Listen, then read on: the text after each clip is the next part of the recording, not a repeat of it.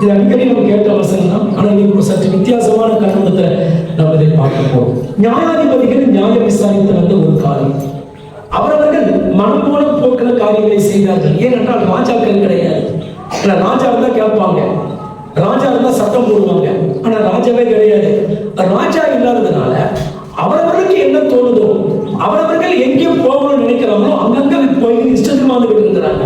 நெருக்கக்கூடிய சிந்தனை அப்படித்தான் இருக்கு. இஷ்டத்துக்கு வாழணும், எனக்கு ராஜா இருக்கக்கூடாது, எனக்கு கண்டிக்கிறவங்க யாரும் இருக்கக்கூடாது. அப்படிப்பட்ட ஒரு சூழலோடு தான் இன்றைக்கு என்ன பண்றோம்னு சொன்னா எல்லாரும் விரும்பி அதை வாழ்ந்து கொண்டிருக்கிறோம். இஷ்டத்துக்கு வாழ்கிறவர்கள் வேதம் சொல்லி வெட்கத்தை உண்டு பண்ணுவார்களா? யாருக்கு? பெற்றோருக்கு, சபைக்கு, கடவுளுக்கு, தன்னை நடத்தக்கூடியவங்களுக்கு, எல்லாருக்கும் அவர்கள் வெட்கத்தை உண்டு பண்ணுவார்கள் என்று சொல்லி வேதம் இப்படி தெல்ல தெளிவாய் சொல்லுகிறது.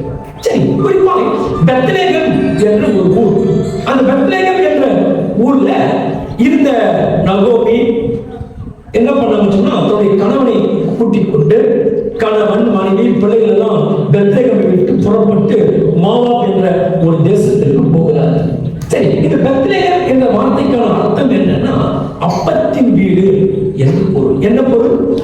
எல்லாம் சொல்லுங்க. பெத்லகேம் என்ன அர்த்தம்?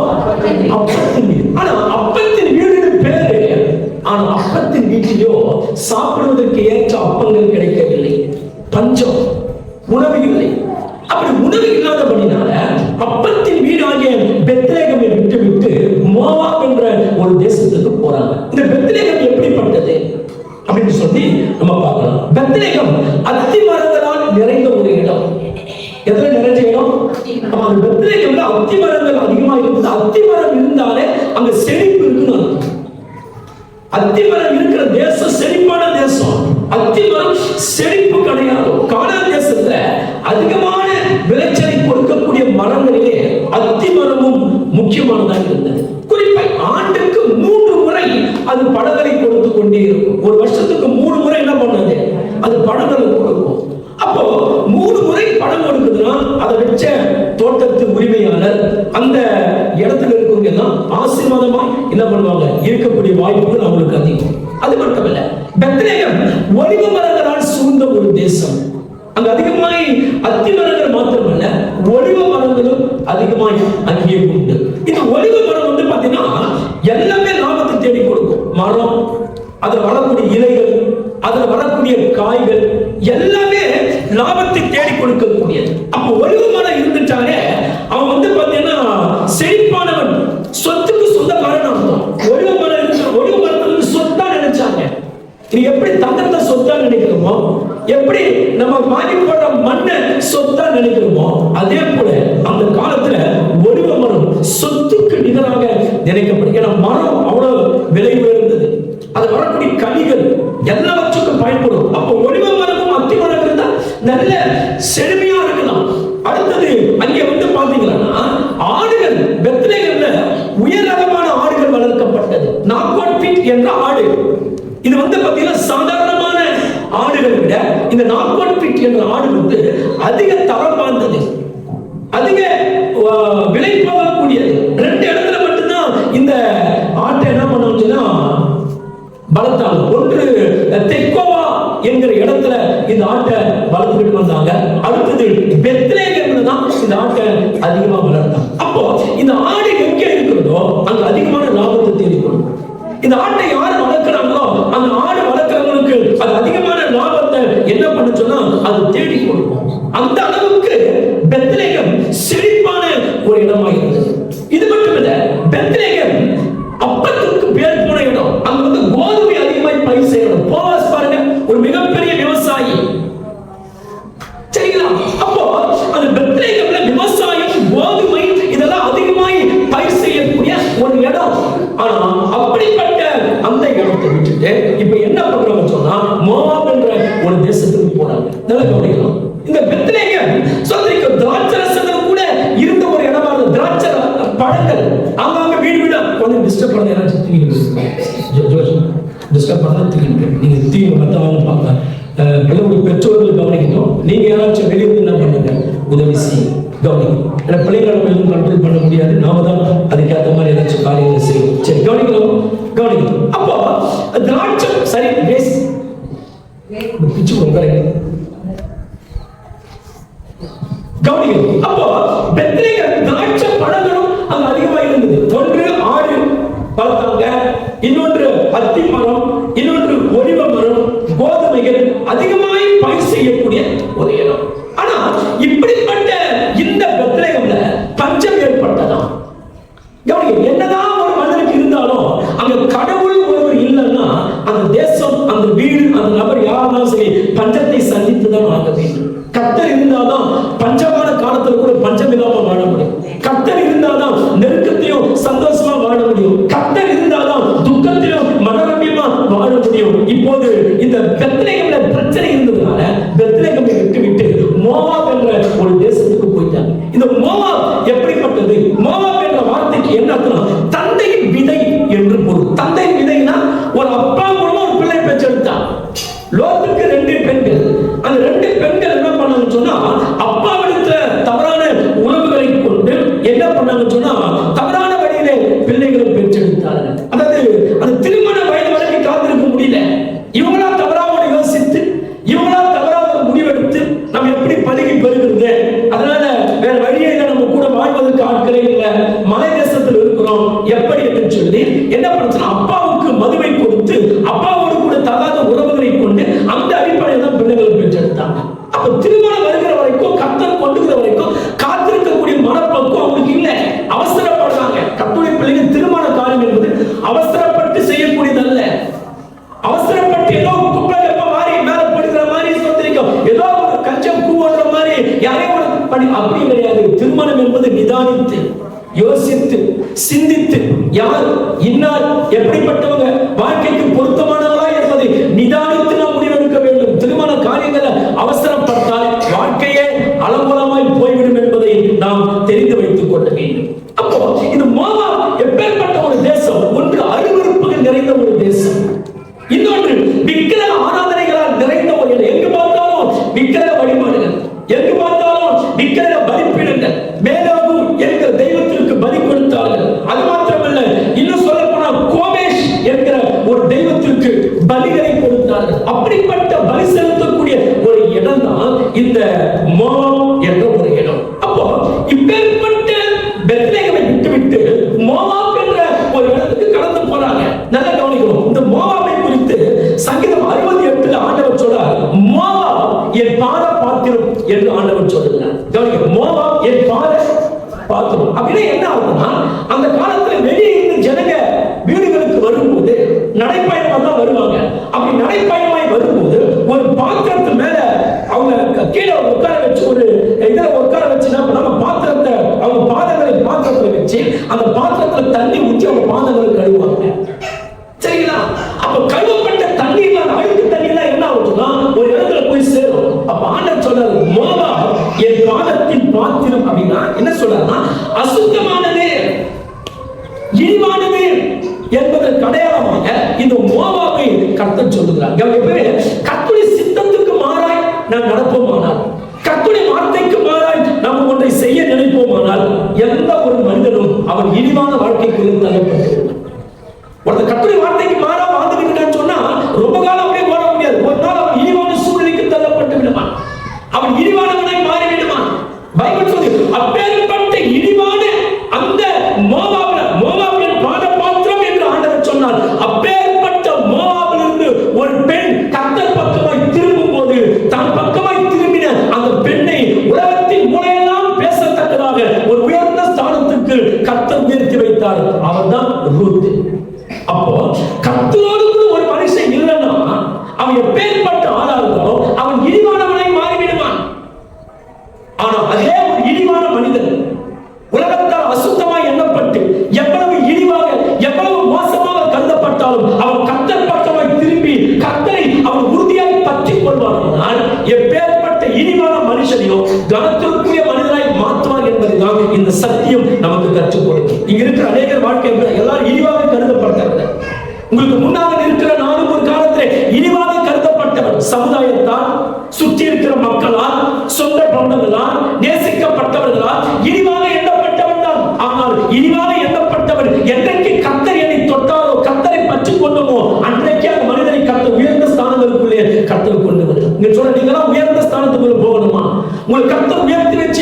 பண்ண சொன்னா, கர்த்தரை இறுதியா பிடிச்சுக் கொள்ளுங்க, கர்த்தரை இறுக பற்றிக் கொள்ளுங்க. தன் இறுக பற்றிக் கொள்ளுகிற மனிதனை கர்த்தர் உயர்ந்த அடைக்கலங்களுக்குள்ள வைத்து கர்த்தர் அவர்களை அழகுபடுத்துவார். ஆனா நிறைய பேர் புடிச்சுக்கிறது இல்ல. சோதனை நெருக்கத்துல ஓர்பால மாதிரி என்ன பண்ணாங்க சொன்னா, திருப்பி போயிடுறாங்க. கவனிக்கிறோம். இப்போ என்ன ஆச்சுன்னா, பைபிள் சொல்லி ஸ்தோத்திரிக்கிறோம், இந்த ஊரை விட்டு அவங்க போயிடுறாங்க. பெத்லகேமை விட்டு என்ன பண்ணாங்க சொன்னா, மோவாப் என்ற ஒரு தேசத்துக்கு போறாங்க. இதெல்லாம் கவனிக்கிறோம். பைபிள்ல நிறைய பேர் வீட்டை விட்டு வெளியே போயிருக்கிறாங்க. சொந்த வீட்டை விட்டு வெளியே போன ஆட்கள் பைபிள்ல நிறைய பேர் இருக்கிறாங்க. ஆபிரகாம் கர்த்தர் சொல்லி தான் வீட்டை விட்டு போனார். நம்ம எப்பவுமே ஒரு வீட்டை விட்டு நம்ம போகக்கூடியதா இருந்தா கர்த்தர் சொல்லதான் வீட்டை விட்டு வெளியே போகணும். வீடு என்பது சர்ச்சு ஒரு வீடு, நீங்கள் குடியிருக்கிறது ஒரு வீடு, உங்கள் சரீரம் ஒரு வீடு. கவனிங்க, கர்த்தருடைய வீட்டை விட்டு நீங்க வெளியே போக வேண்டுமானால் கர்த்தர் சொல்லாம ஒரு மனுஷன் கர்த்தருடைய வீட்டை விட்டு வெளியே போக கூடாது. அப்போஸ்தலர் 13ஆம் அதிகாரத்தில் ஆண்டவர் சொல்கிறார், பவுலையும் பர்னபாவையும் நான் அழைத்த அழைப்புக்காக அவன் வீட்டை விட்டு பிரித்து எடு என்று சொல்லுகிறார். அப்ப கர்த்தர் அழைக்காம, கர்த்தருடைய சத்தம் வராம ஒரு மனிதன் வீட்டை விட்டு போவது அவனுக்கு அது அழுகல்ல, அவனுக்கு அது நல்லதல்ல. கர்த்தருடைய சத்தம் வருகிற வரைக்கும் ஒரு மனிதன் தேவனுடைய வீட்டுக்குள்ளே அடங்கி இருக்கணும். அதுதான் உங்களுக்கு அடைக்கலம். வீடுதான் உங்களை வளர்க்கிற இடம். வீடுதான் உங்களுக்கு, வீடு இல்லைன்னா நீங்க போஷிக்கப்பட முடியாது. அப்ப வீடு என்பது உங்களை போஷிக்கிற இடம். வீடு என்பது உங்களை அழகு பார்க்கிற இடம். வீடு என்பது உங்களை அடைக்கலப்படுத்தி பாதுகாத்து உங்களை உருவாக்கி அழகுபடுத்தக்கூடிய இடம் தான் வீடு. அப்போ பைபிள் சொல்ற ஆபிரகாம் கானான் தேசத்தை பைபிள் சொல்ற ஆலோசனை எழுந்து போ என்று சொன்னபோது அவன் தன் வீட்டை விட்டு தன் இனத்தை விட்டு அவன் புறப்பட்டு. இது நல்ல ஒரு காரியம். கர்த்தர் சொல்லிதான் ஆபிரகாம் போறார். ஆனா கர்த்தர் சொல்லாதே வீட்டு விட்டு போனவங்க நிறைய பேர் இருக்கிறாங்க. பைபிள் கர்த்தர் குமாரன் பாருங்க, தன் தகப்பனை விட்டு தன் தகப்பனை வீட்டை விட்டு அவன் என்ன பண்ணான்னு சொன்னா, அவன் தூரமாய் போனான். ஏன் போனான்? சுகபாகமா வாழணும். வீடு ஒரு தடையா இருக்குது, வீட்டுக்குள்ள இருக்கிற அப்பா ஒரு தடையா இருக்கிறான். அதனால எதுக்கு என்று சொல்லி சுகபாகமான வாழ்க்கைக்கு ஆசைப்பட்டு அவன் தகப்பனுடைய வீட்டை விட்டு அவன் புறப்பட்டு போனான். ஆனா யோசிச்சு பாருங்க, பின்னாடி தகப்பன் வீட்டு புறப்பட்டு போனவன் வரும்போது கெட்டு போய்தான் வந்தான். அதே நகோமி பாருங்க, வீட்டை விட்டு பெத்லகேமில் இருக்கிற அப்பத்தின் வீட்டை விட்டு வெளியே போனாங்க. ஆனா திரும்பி வரும்போது எப்படி வந்தாங்க? எல்லாத்தையும் இழந்து, 2 புருஷனை இழந்துச்சு, 2 பிள்ளைகளை இழந்துட்டு வெறுமையாய் வருகிறார். இது வந்து என்ன சத்தியம் நமக்கு ஆண்டவர் சொல்ல வராது? வீட்டை விட்டு நம்ம வெளியே போயிட்டோம்னா நம்ம வாழ்க்கையில பலப்பட முடியாது. கர்த்தருடைய வீடுதான் உங்களை பலப்படுத்துற இடம். கர்த்தருடைய வீடு இல்லைன்னா நீங்க பாதுகாக்கப்பட முடியாது. அப்போ தேவ சபைதான் உங்களுக்கு கொடுக்கப்பட்ட வீடு. ஆண்டவர் சொன்னார், என்னுடைய வீடு சகல ஜனங்களுக்கும் ஜெப வீடு எனப்படும். அப்போ இந்த ஜெப வீட்டில தான் கர்த்தர் நம்மளை மகிழ பண்ணுகிறார். இந்த ஜெப வீட்டுல வச்சுதான் கர்த்தர் நம்மளை உருவாக்குகிறார், நம்மளை அலங்கரிக்கிறார், நம்மை தயார் பண்ணுகிறார். அப்போ யாரெல்லாம் வீட்டை விட்டு ஓடி போன நினைக்கிறானோ, யாரெல்லாம் வீட்டோடு கூட நல்ல கனெக்ஷன் இல்லாம எப்போது வீட்டுக்கு வெளியே இருக்கிறானோ அவர்கள் நல்ல பிள்ளைகளுக்கு அசைக்கிறேன். ஒரு நல்ல பிள்ளைங்க வீட்டுக்குள்ள இருக்கிறோம். ஒரு நல்ல புருஷன் எப்படி வீட்டுக்குள் இருக்கிறோமோ அதே போல நல்ல பிள்ளைகள் கர்த்தருடைய வீடுகளுக்குள் இருக்க வேண்டும். கெட்டகுமாரன் வீட்டை விட்டு போய் தான் சீர்கெட்டு போனான். அப்ப நமக்கு ஒரு பாடத்தை ஆண்டவர் கற்றுக் கொடுக்கிறார். கர்த்தருடைய சத்தம் இல்லாமல் ஒரு மனிதன் வீட்டை விட்டு எங்கேயும் புறப்பட்டு போக கூடாது. வீட்டை விட்டு நீங்க போவீங்கன்னு சொன்னா நீங்க சீர்கெட்டு போக போறீங்கன்னு அர்த்தம். வீட்டை விட்டு நீங்க தூரமா இருக்க நினைச்சீங்கன்னா நீங்க சீர்கெட்டு அந்த ஐக்கியத்தோடு பசுத்தமாக இருக்க ஐக்கியத்தோடு நீங்க இல்லைன்னா நீங்க சீர்கெட்டு போக போறீங்கன்னு அர்த்தம். ஆனா அந்த வீட்டோடு கூட உங்களுக்கு அதிகமான ஐக்கியமும் உறவும் உங்களுக்கு இருக்கணும். ஆனா கத்தோலிக்க உங்களுக்காக வைக்கப்பட்ட வீடு, உங்களை வளர்க்க, உங்களை நடத்த, உங்களை தயாரிக்க, உங்களை உருவாக்க வைக்கப்பட்ட வீட்டை விட்டு நான் வெளியே போக கூடாது. ஆனால் பைபிள் சொல்லுது, கெட்டகுமாரன் வீட்டை விட்டு வெளியே போய் கெட்டு திரும்பி வந்தான். நகோமி வீட்டை விட்டு புறப்பட்டு போய் எல்லாத்தையும் இறந்து விட்டு திரும்பி வந்தால் எப்படி வந்தால்? நல்லா வந்தான், கெட்டு போய் வந்தான். கெட்டகுமாரன் எப்படி வந்தான்? கெட்டு போய் வந்தான். எல்லாத்தையும் இறந்துட்டு நொத்து போய் உணவு இல்லாம கண்ணுல டொங்கு, வயிற்றுல டொங்கு, உதட்டுல எல்லாத்தையும் பலவீனப்பட்டு வந்து நிற்கிறான். அப்ப வீட்டை விட்டு போறவங்களுக்கு அது ஆசீர்வாதம் கிடையாது. வீட்டுக்குள்ளேயே இருக்கிற கப்பல் சொல்லுங்க, கஷ்டம், நஷ்டம், பாடு, அவமானம், துன்பம் வந்தாலும் சகிச்சு குடும்பத்துல நடத்துறவங்க தான் நல்ல பிள்ளைகளுக்கு அடையா. வீட்டுக்குள்ள நினைக்க மாட்டாங்க. அங்க போச்சுங்க, வீட்டை விட்டு வெளியே போயிடும். வீடுகளுக்கும் இன்பம் இருக்கும், துன்பம் இருக்கும், அடி இருக்கும், பலவீனம் இருக்கும், நிறைவு இருக்கும், குறைவு இருக்கும். எல்லாத்தையும் பொறுத்துக்கிட்டு வாழக்கூடியவங்க தான் நல்ல பிள்ளைகளுக்குரிய அடையாளம். அப்ப வீட்டுக்குள்ள அடங்கி இருக்க நினைக்காதவங்க வீட்டுக்குள்ள இருக்க மாட்டாங்க. சகிப்புத்தன்மை இல்லாதவங்க வீட்டுக்குள்ள இருக்க மாட்டாங்க. சுகபலமா வாழணும் அப்படின்னு நினைக்கிறவங்க வீட்டுக்குள்ள இருக்க மாட்டாங்க. இஷ்டத்துக்கு போன நினைக்கிறவங்க வீட்டுக்குள்ள இருக்க மாட்டாங்க. ஆனால் கர்த்தருடைய வீடு நமக்கு பாதுகாப்பு. அந்த வீட்டுக்குள்ள இல்லாம போயிட்டோம்னா அது கட்டக்குமாருடைய நிலைமை தான் நமக்கும், நகோமுடைய நிலைமை தான் நமக்கும் என்பதை நாம் புரிந்து கொள்ள வேண்டும். இப்ப என்னாச்சுன்னா பைபிள் சொல்லி அந்த அப்பத்தின் வீடாகிய பெத்லகேமிலே அப்பம் இல்லை. அப்பத்துக்கு பைபிள்ல நிறைய அர்த்தங்கள் இருக்கு. அப்பம் என்றால் வசனத்துக்கு அடையாளம். அப்பம் என்பது துன்பத்திற்கு ஒரு இடத்துல அடையாளம் சொல்லப்படுது. ஆனா அப்பம் என்பது பிரசனத்திற்கு அடையாளம். இப்ப அதான் முதல்ல பேச போறேன். அப்பம் என்பது தேவனுடைய பிரசனத்திற்கு அடையாளம். அப்போ அப்பத்தின் வீடாகிய பெத்லகேமிலே அப்பம் என்கிற பிரசனம் இல்லாதபடினால எல்லாவற்றையும் விட்டு விட்டு எங்கே போனோம்னா மோவாபுக்கு போகிறார்கள். அப்போ ஒரு வீட்டுக்குள்ள என்ன இருக்கணும்? தேவனுடைய வீட்டுக்குள்ள தேவ பிரசனம் இருக்கு. தேவ பிரசனம் இல்லாத வீட்டுக்குள்ள எந்த விசுவாசிகளும் வளர்ச்சி அடைய முடியாது. நீங்கள் வளர்ச்சி அடைய வேண்டும் நிறைய பேர் பாருங்க, பிரசனம் இல்லாத இளைஞர்களை உட்கார்ந்து கொண்டிருப்பாங்க. வசனம் இல்லாத இடத்துல பிரசனம் இருக்காது, பிரசனம் இல்லாத இடத்துல வளர்ச்சி இருக்காது. அப்ப கர்த்தருடைய பிள்ளைங்க சொல்லிருக்கிற அப்பத்தின் வீடாகிய நம்முடைய சபை பிரசனத்தால் நிரம்பி இருக்க வேண்டும். பிரசனம் இல்லையே அங்க எந்த விதமான மாற்றமும் இருக்காது. அப்போ அப்பத்தின் வீட்டுக்குள்ளே பிரசனம் இல்லாதபடினாலே அந்த பிரசனம் இல்லாத வீட்டை விட்டு விட்டு மோவாப் என்ற தேசத்திற்கு ஜனங்கள் போகிறார்கள். நீ நிறைய மக்கள் சபை விட்டு வெளியே போகுதுன்னா காரணம் வேதனைப்பட்டவங்க, பலவீனப்பட்டவங்க, சுத்தி இருக்கிற மக்கள் தான் இன்னைக்கு குறி சொல்ற மக்களை தேடி போறாங்க, ஜோசிக்காரனை தேடி போறாங்க, மந்திரவாதிகளை தேடி போறாங்க. என்ன காரணம்? இன்னைக்கு சபைகள் பிரசனத்தை இருந்து இருக்கிறது. தேவ ஊழியர்கள் பிரசனத்தை இழந்து நிற்கிறார்கள். அப்போ பிரசனம் இருக்குமானால் பிரசனம் இருக்கிற இடத்துல விடுதலை இருக்கும். மக்கள் அந்த பிரசனத்தை தேடி ஓடி வருவார்கள். ஆனா அப்பத்தின் வீட்டிலே அப்பம் இல்லை. கவனிங்க. அப்போ சரீரத்துல உயிர்வாழ எப்படி அப்பம் முக்கியமோ அதே போலத்தான் ஆத்மாவில உயிர்வாழ்வதற்கு தேவ பிரசனம் ரொம்ப முக்கியத்துவமான.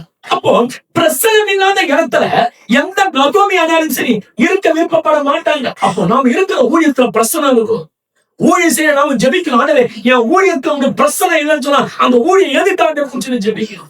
நம்ம ஊழியத்துல பிரசனம் இருந்தால்தான் வருகிற மக்கள் ஆசீர்வதிக்கப்படுவார்கள், வருகிற மக்கள் வளர்ச்சி அடைவார்கள். ஆனால் நம்முடைய ஊழியத்திலே பிரசனம் இல்லை என்றால் அங்க எந்த விதமான வளர்ச்சியும் இருக்காது. பரிசேயர்கள், சதுசேயர்கள், வேத பாரகர்கள் எல்லாரும் நீண்ட காலமா ஊழியம் செஞ்சவங்க, பெரிய பெரிய அங்கிகளை உடுத்திக் கொண்டு மக்கள் மத்தியில் கெம்பீரமாய் பறைசாற்றினவர்கள். ஆனால் இயேசு என்ற ஒரு நபர் பூமிக்கு வந்து ஊழியம் செய்த போது நல்லா கவனிக்கிறோம். பரிசேயரையும் வேத பாரகரையும் தெய்வமாய் நடத்த ஜனமெல்லாம் இயேசுவின் பக்கமாய் திரும்பினாங்க. எப்படி திரும்பினாங்க? படகுல ஏறி அக்கறைக்கு இயேசு தேர்கிறோம் போனாங்க. இயேசு தூங்க நினைச்சாரு, ஆனா தூங்க விடல. என்ன காரணம் சொன்னா சொத்திரிக்கிறோம். பரிசேயர்களும் வேதப்பாளர்களும் போதித்தார்கள். ஆனால் அங்கே பிரசனத்தை, மக்களுடைய குறைகளை தீர்க்கக்கூடிய பிரசனத்தை அங்கே மக்கள் காணவில்லை. ஆனா இயேசுவிடத்திலே பசிகளை தீர்க்கிற, ஆத்ம பசியை தீர்க்கிற பிரசனம் இருந்தபடினாலே மக்கள் பிரசனம் இருக்கிற தேவ ஊழியனை தேடி எல்லாரும் என்ன பண்ண சொன்னா ஓட ஆரம்பிச்சான். அப்ப தேவ பிரசனம் நம்மிடத்தில் இருந்து விட்டார்.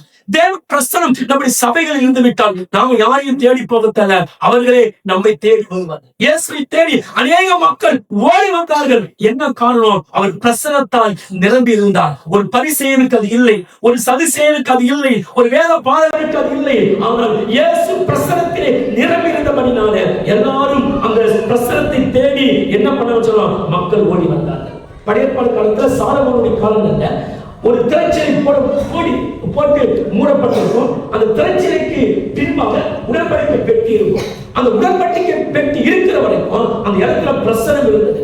அந்த ஆலயத்துக்குள்ள போனா பிரசனத்தை உணர முடியும். ஆனால் சாலமோனின் காலத்துக்கு பின்பு உடன்படிக்கை பெட்டி பிடிக்கப்பட்டதுனால என்ன ஆச்சுன்னா நல்லா கவனிக்கணும். அந்த உடன்படிக்கை பெட்டியை மற்றவங்க பெரிஸ்தர்கள் கொள்ளையிட்டார்கள். அது அப்படியே ஒன்றன் பின் ஒன்றாக அது போய்விட்டது. உடன்படிக்கை பெட்டி இயேசுவின் காலத்துல திரைச்சலை இருந்தது ஆலயத்துல.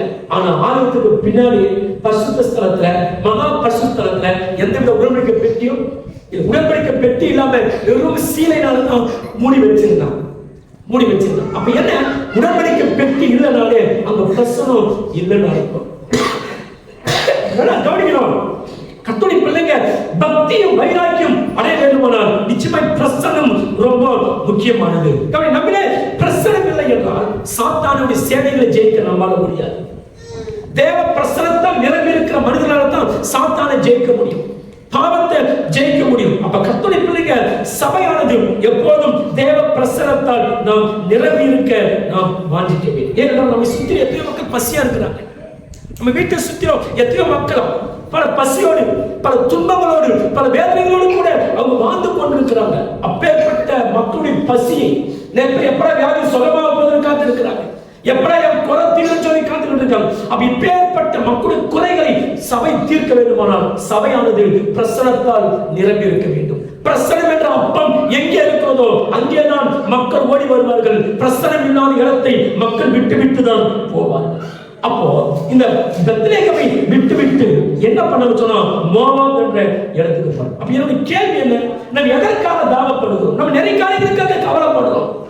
எனக்கு வீடு இல்லை, வாசல் இல்லை, பொண்ணு இல்லை, பொருள் இல்லை, எனக்கு எது இல்லை, மற்றவங்கள மாதிரி வாழ முடியாது, எல்லாவற்றுக்காக கவலைப்படுகிறோம். ஆனால் என்றைக்காக ஒரே ஒரு நிமிஷம் ஆண்டவரே உடைய பிரசன்னத்தால் நான் நிரம்பி இருக்கவில்லை, அப்படி நீங்கள் கவலைப்பட்டது உண்டா? அப்படி நீங்கள் ஜெபித்தது உண்டா? யோசிச்சு பாருங்க. எதற்காக ஜெபிக்கிறோம்? ஆண்டவரே உடைய பிரசன்னத்தால் என்னை நிரப்பும் என்று ஜெபித்து இருக்கிறோம். இந்த பிரசன்னம் தான் நம்மை ஆசீர்வதிக்கும். இந்த பிரசன்னம் தான் நமக்கு பேரையும் புகழையும் தேடி கொடுக்கும். பவுலாம் ஊழியம் செய்த காலத்துல தேவர்கள் வந்து விட்டார்கள் என்று சொன்னார்கள். என்ன காரணம்? பிரசன்னம் உள்ள மனிதனுக்கு புகழ்ச்சி தானா தேடி வரும். பிரசன்னம் உள்ள மனிதனை கண்டால் எந்த தேவ மனிதன் பிரசன்னத்தால் நிரம்பி இருக்கிறானோ அவனை கண்டு ஜனங்கள் பயப்படுவார்கள். அவன் யாருக்கும் பயப்படுத்த.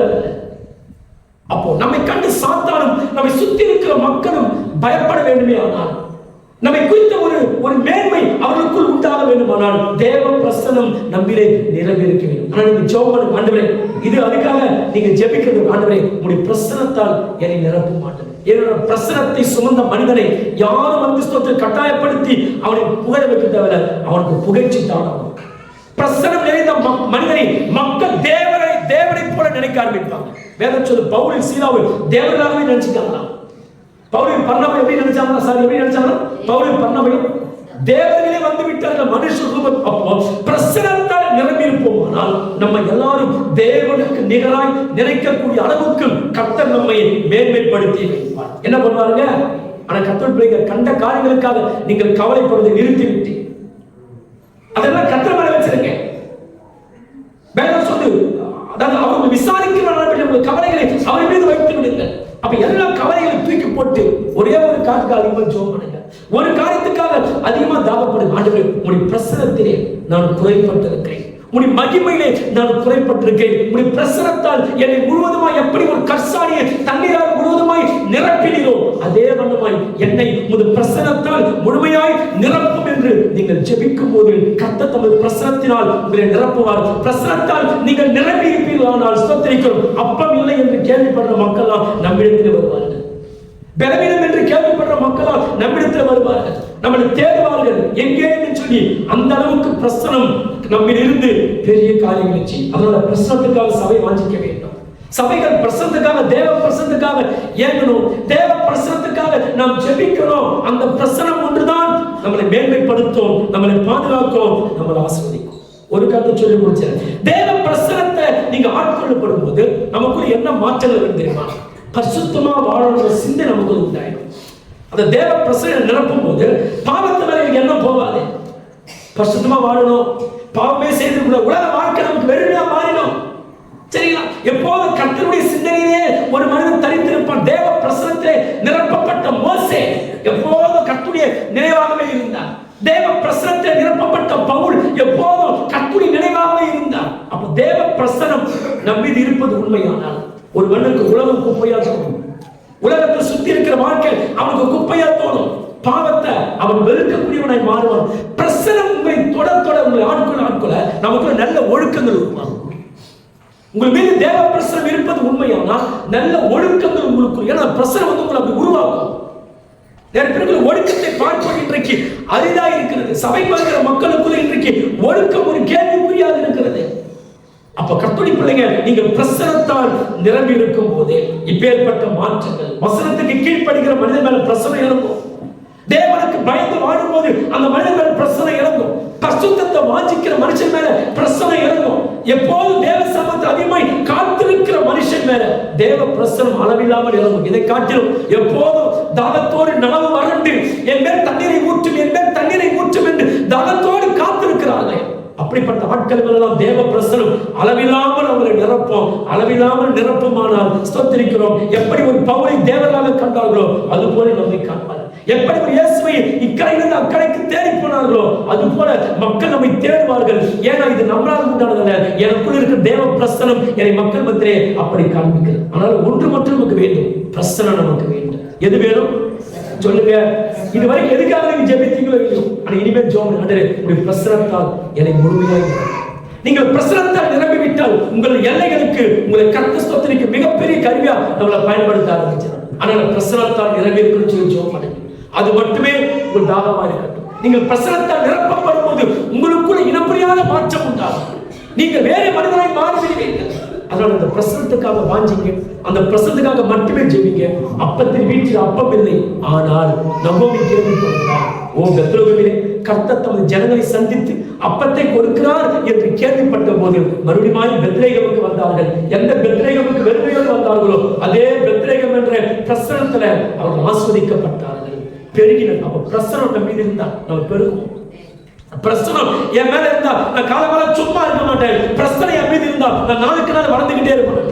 நிறைய பேருக்கு வளர்ச்சி அடையல, வளர்ச்சியில பெருக்கம் இல்லை. என்ன காரணம்? தேவ பிரசனம் உங்கள் மீது இருந்தால் நீங்கள் வளருவீர்கள், நீங்கள் பெருகுவீர்கள், நீங்கள் ஆசீர்வதிக்கப்படுவீர்கள். ஆசீர்வாதத்தின் ஆசீர்வாதத்தை சுதந்திரித்துக் கொண்டிருக்கும். நகோமி பிரசனத்துக்குள் மறுபடியும் வந்தால், பிரசனத்தை விட்டு போயிட்டான், ஏன்னா பிரசனம் இல்லை. ஆனா கேள்விப்பட்டால் மறுபடியும் புறப்பட்டு வந்த போது அதே அந்த பெத்லகேமை வைத்துதான் ஆண்டவர் மிகப்பெரிய ஆசீர்வாதத்தை தந்து நகோமி அதன் பின்பு ஸ்தோத்திரிக்கிறோம். ரூத் போவாஸ் வழியாக ஓபேத் ஏதோம் வழியாக ஈசாய் வழியாக தாவீது வழியாக இயேசு என்று சொல்லி அவள் பேருக்கே பெருமை உண்டாங்க. பிரசனம் நம்ம பெருமைப்படும்.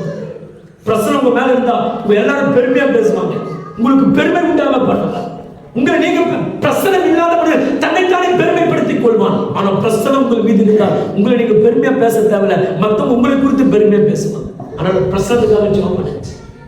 ஆனா இது வரைக்கும் அந்த பிரசனத்தை நான் உணரல. ஆனா இப்போது என் மேல மழையாய் அந்த பிரசனத்தை ஊற்று என்று கேட்போம். எல்லாரும் கண்களை மூடலாம், ஜெபிக்கலாம். யார் வெளியே